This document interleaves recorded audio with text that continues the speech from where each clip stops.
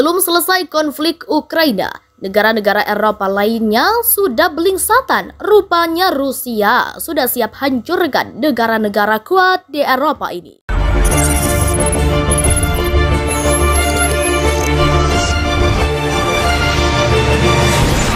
Kekhawatiran perang telah meroket di Eropa setelah Rusia mengumpulkan puluhan ribu tentara di dekat perbatasannya dengan Ukraina. Rupanya ini karena Rusia bersitegang dengan NATO. Lalu Rusia menuntut jaminan luas dari Barat termasuk janji bahwa Ukraina tidak akan pernah diizinkan untuk bergabung dengan aliansi pertahanan. Rusia membantah memiliki rencana untuk menyerang tetangganya. Ini karena kekuatan Barat mengancam negara yang dipimpin oleh Vladimir Putin itu dengan sanksi ekonomi yang melumpuhkan jika invasi terjadi. Baik Amerika Serikat dan Inggris telah mulai mengirim lebih banyak senjata ke Ukraina. Sementara ribuan tentara dari kedua negara diketahui telah bersiaga. Neil Gardier, seorang analis kebijakan luar negeri dan mantan pembantu Margaret Thatcher, memperingatkan Barat membuat konsesi ke Rusia atas Ukraina akan terbukti sangat berbahaya. Dia juga memperingatkan jika Barat gagal melunturkan ototnya di sini, Presiden Putin dapat mengalihkan perhatiannya ke negara-negara NATO. Jika Rusia lolos dengan menginvasi dan menduduki sebagian besar Ukraina, selain Crimea, mereka dapat mengarahkan pandangan mereka berikutnya ke negara-negara Baltik, kata Gardiner. Sangat berbahaya bagi Barat untuk membuat konsesi apapun atas Ukraina.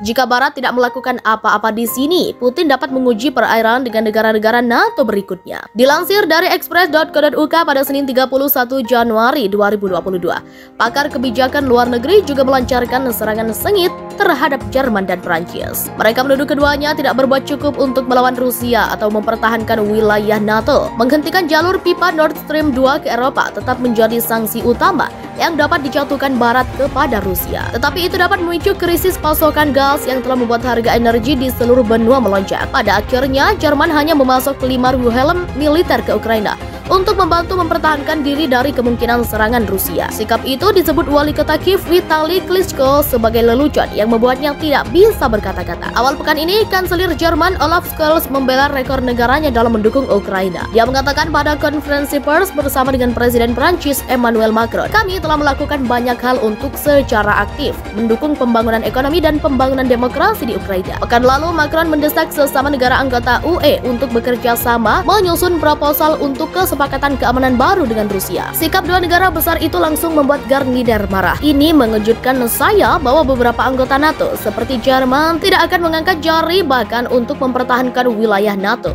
ungkap Gardiner. Jerman berada dalam mode yang mengerikan terhadap Rusia dan tidak akan melawan Putin. Macron menginginkan fakta keamanan antara UE dan Rusia, tetapi ini mengerikan untuk melihat semua ini, tutupnya. Presiden Rusia Vladimir Putin mengembangkan kemampuan untuk menyerang Ukraina, kata militer Amerika Serikat pada Jumat 30 Januari 2022. Menambahkan bahwa Putin belum membuat keputusan akhir tentang kemungkinan invasi ke negara bekas Republik Soviet itu. Ketua Kepala Staf Gabungan Jenderal Mark Milley dan Menteri Pertahanan Lloyd Austin mengatakan kepada wartawan bahwa ruang lingkup pembangunan militer Rusia belum pernah terjadi sebelumnya dalam sejarah modern. Tetapi secara terpisah, mereka menyatakan bahwa konflik tidak dapat dihindari. "Kami sangat mendorong Rusia untuk mundur dan mengejar resolusi melalui diplomasi. Militer harus selalu menjadi pilihan terakhir. Keberhasilan di sini adalah melalui dialog," kata Milley. Tetap saja, pengumpulan lebih dari 100.000 tentara Putin di dekat Ukraina memberinya sejumlah pilihan. Kata Austin, lebih lanjut mempertahankan tidak ada alasan situasi ini harus berubah menjadi konflik. Apa yang dia lakukan saat ini, dia terus memindahkan pasukan dan kekuatan ke wilayah itu